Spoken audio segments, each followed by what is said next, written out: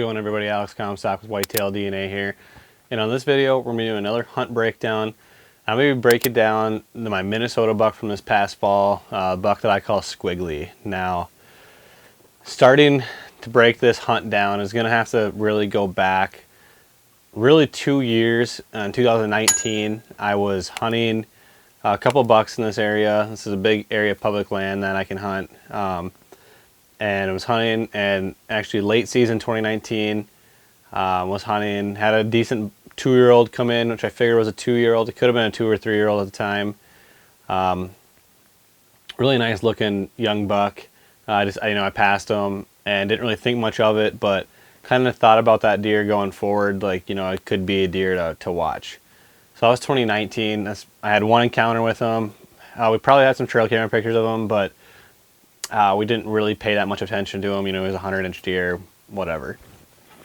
So 2020, this deer, which he had he had like a little squiggle in his brow tine and a G2, so we called him Squiggly. 2020, he turned into about 130-ish inch 10-pointer, and I never really hunted him, didn't focus on him at all 2020, and he was a homebody. This deer, the theme with this deer is that he did not go far. He lived in an area that was not huge, but it was very, very thick and difficult to hunt. This area of public land that I hunt, think of it this way: you're going to break it into, it runs east and west, and there's a big creek / river that runs right through the middle of it.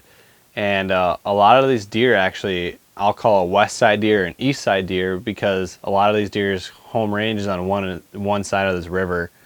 And it's got a really steep bank. It's hard to cross, and Squiggly is what I call an east side deer. And some of these deer you would find through trail camera pictures would venture from the west to the east during the rut, or vice versa. But Squiggly always stayed on the east side. I don't think we've ever had a trail camera picture of him on the west side, which is on the west side of this river. But yeah, 2020 didn't really hunt him. I noticed, he was only in a few different spots when I got pictures of him. I didn't hunt him till late season, and I was hunting a different buck I called Babyface in this area. And Babyface had actually transitioned his home range from the west side to the east side late 2020. And so then I started hunting Babyface, and Squiggly inevitably would be in kind of those areas. And as we were getting towards the end of the season, I was like, if Squiggly gives me a shot, I'll take it. But I never actually had an encounter with him from the stand. Had a few pictures of him. And I figured this would be a deer that would probably be definitely on the hit list going into 2021, and would probably be killable if he kept his kind of same pattern. So going into 2021 in the summer, we got plenty of pictures of Squiggly.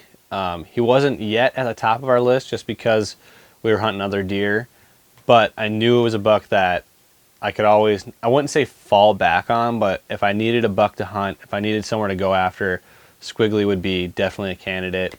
I was still hunting this deer that I called Babyface, and another buck on the west side of this zone, or on the west side of this property.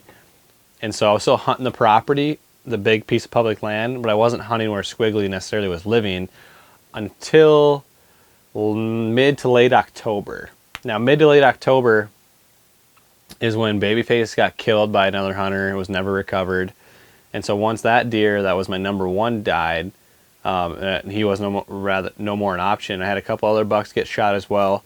I started to turn my attention to Squiggly, and I hung a new stand. So where the story really gets interesting is, like I said, Squiggly. So you imagine a big strip of public that runs east and west. There's a big hill. Top of the hill, deer like to bed on the top of this hill, and they like to go down to the bottom of the hill to feed.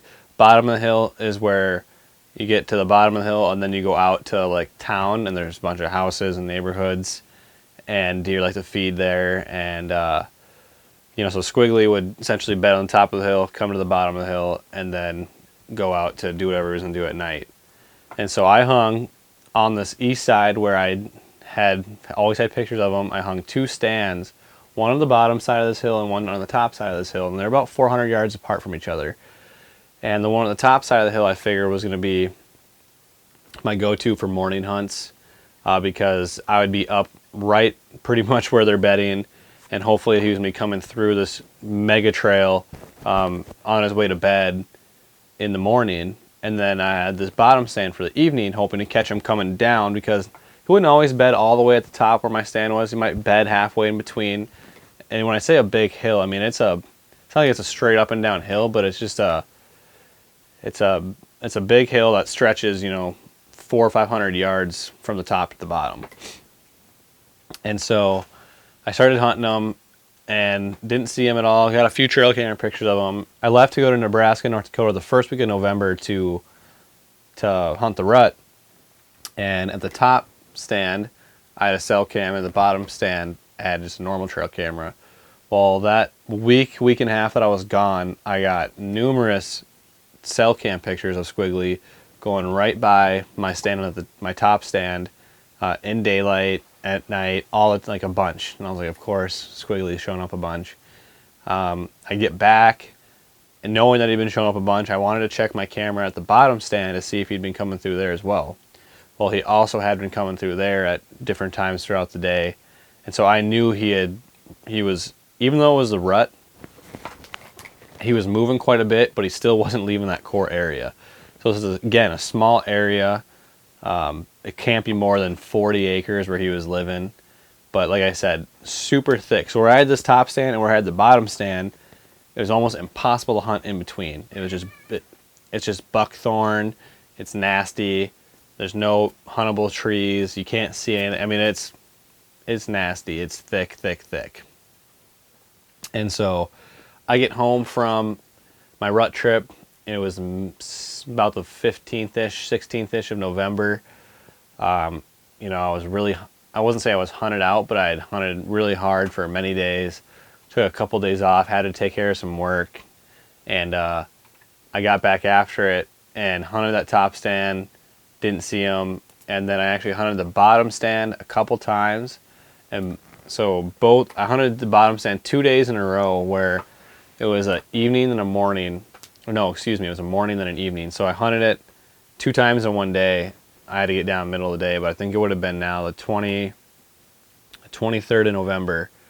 I hunted this bottom stand in the morning. And that morning, I got cell cam pics of Squiggly at the top stand. And then in the evening, I got cell cam pics of Squiggly at the top stand again. So now I'm sitting at this bottom stand, and 400 yards away from me in the morning and the evening, Squiggly goes by.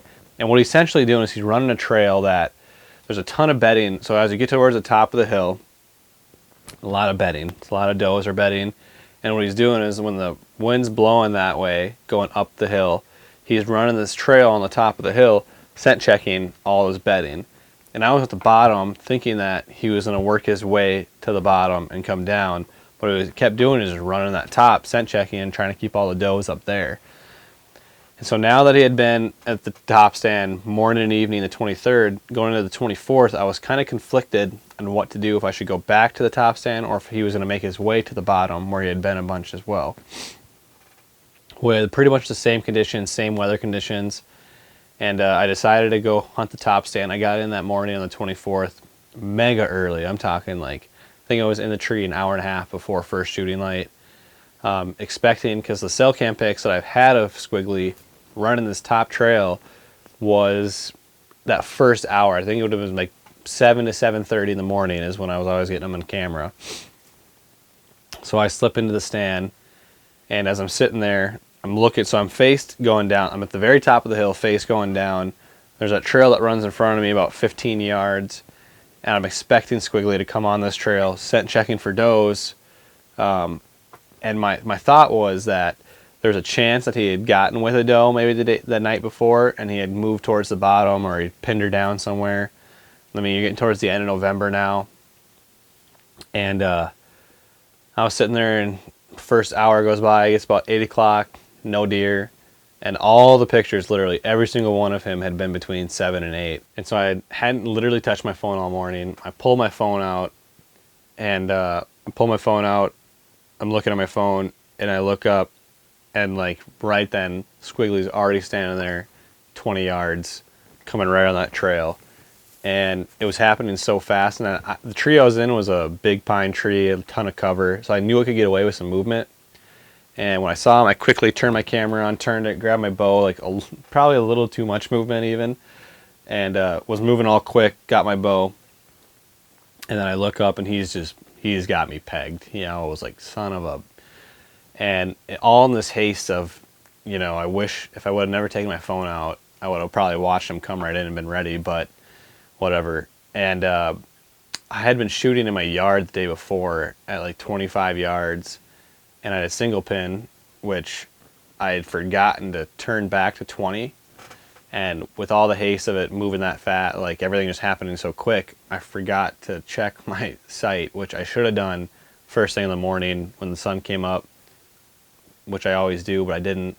And anyway, I didn't do that. And he was at like 18 yards, and he had me pegged. I go to draw back, and I shoot, and I hit super high. And it was not a good shot. And immediately I was just pissed. I look at my bow, and my single pin sight was at 25, and he was at 18, which did not help my case at all. I had a couple things going for me. I had a steep angle on the shot, and then I was shooting a vector arrow, which is, you know, 550 grains or something with a mega meat broadhead, which I was hoping that was going to penetrate enough and stick in there. Well, he takes off. I knew this was going to be a tough recovery, and I was just super bummed. And, you know, when you practice so much and when you spend so much time after a deer, and I'd watched this deer for 3 years, and I'd learned him and really figured that he was using this one particular trail a bunch. And I got kind of lucky where I placed the cell cam, but everything added up why I was using this trail, scent checking for does, run on top of this hill. I'd done everything perfect. And to let a little mistake like that, you know, really screw you up, it really just bugged me. But we went into try to start tracking him that day. I shot him at like 8:30. I think we went in there around 2 in the afternoon, tracked him for about a mile, and he was bleeding the whole time, actually not bad. And so the next day we decided to bring in a tracking dog. We tracked him about another half mile, actually kicked him up that day, so on the 25th around noon. We kick him up, he's still alive, and we kind of figured that was it. And so the next day, on the 26th, I was going to go in at about 9 o'clock that morning, check it out, see what happened. Or I was going to go in at like 9 o'clock that morning, one final walk. You know, there was like Thanksgiving stuff going on with family, but I was like, I'm going to go walk for a little bit, see if I can find anything new, and we'll call it that, thinking he was going to live. Well, that morning, another hunter in the area, whom I had talked to days prior, actually found that deer by his tree stand.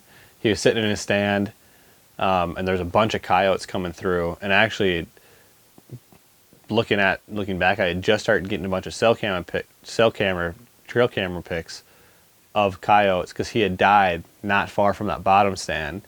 And so Ryan, who had seen the coyotes coming through, all of a sudden saw a coyote pulling on something and saw it was that deer and went up to him and figured it was me that shot him and called me, and it was just unreal.